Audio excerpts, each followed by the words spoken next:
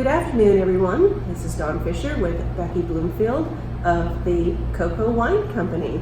Thank you, Becky, for taking the time this afternoon. I know you're really busy. Okay, a few minutes to spare. Thanks for coming in. What made you decide to open your doors here?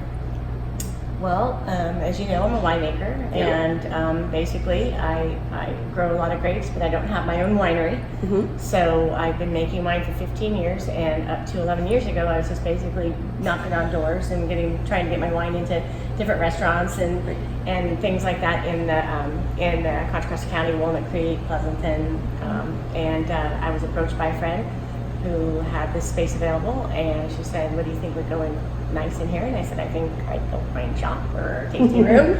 And since I don't have my own tasting room, and our property's in the rural area of Brentwood and Byron, it was a perfect fit. So we opened in 2008. That's awesome. I was going to say you've been here about 10 years. I was 11 and a half. 11 and a half. Yeah.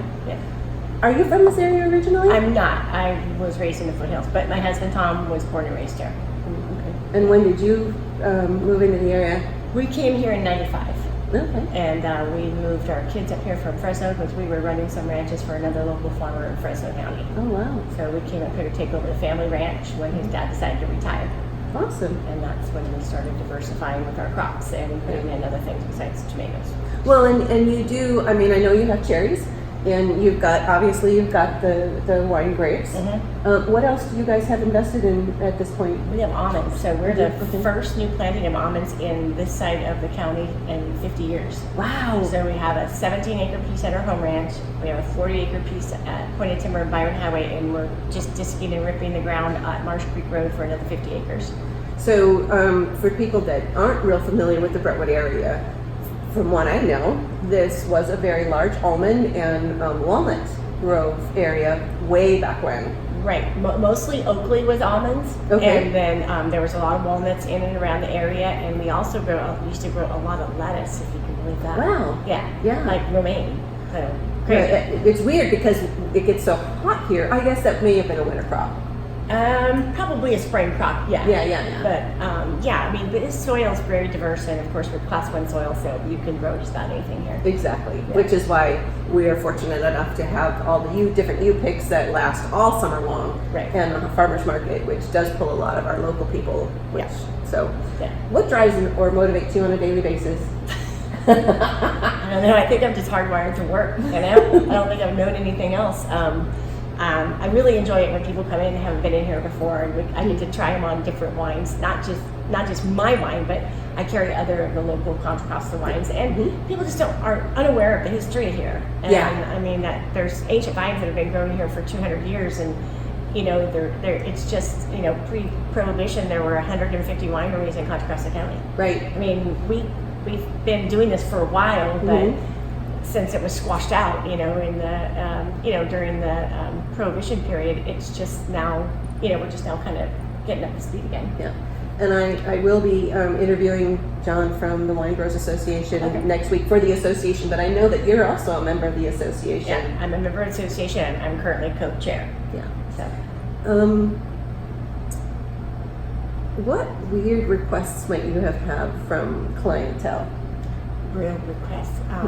Well, they want me to make another Devil's Daughter Red. I haven't made one in a few years, and it was super popular, and it was very good wine. I just don't think people are aware exactly how much work it takes to put a blend together, especially when I source all my red grapes from different areas. We grow primary white grapes. So for all my whites, those are all our grapes, but I request and prefer a little more hillside activity for my reds. So I source grapes from Lodi and the Livermore area for quite a while. And that's a little bit different, the fact that you guys do mostly white grapes, because this area is not really very kind to white grapes. It's more a red grape area. Well, in our certain soil, in our certain part of the county, our soil is very conducive and whites thrive. I mean, we grow tons of grapes, and they like the hot days and the cool nights, and that increases the sugar in the grapes and makes them a little more complex as far as the flavors of the grapes, and that's what makes really good wine. Oh, let's see.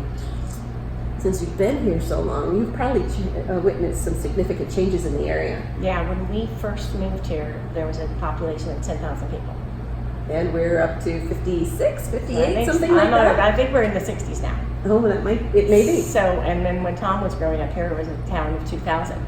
Yeah. So a lot of changes. I mean, just the downtown area and just surrounding communities and seeing, ag property being developed for housing. So yeah, it's a lot. Yeah. So around town, where are some of your favorite places to go to eat?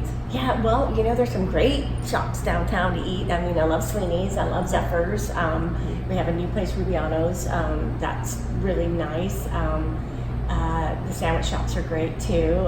MJ's is wonderful for breakfast, and they do a great catering business. I host a lot of baby showers and bridal showers here, and I always suggest that they go and talk to Jen about providing, the brunch items, and she just knocks it out of the park. It's really great.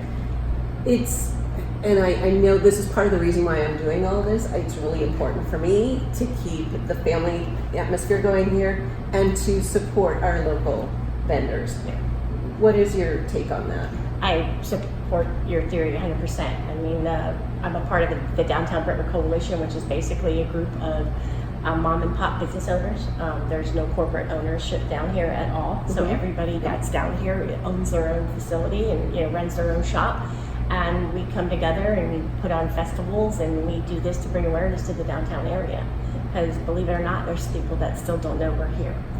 Right, or the fact that, and this is something that I've learned in the last 11 years, is that there's more than 30 labels that come out of this little area as far as wine is concerned. That's right. It's like, who knew? Yeah, who knew? And that's what we're trying to bring awareness to. Is just local wines and how great we are. I mean, all of us together have won a ton of awards. We compete with the biggest names in California, and we do very well. I've done very well in 15 years I've been making wine. I have a ton of accolades that prove that I know what I'm doing, Absolutely. and that we grow great fruit.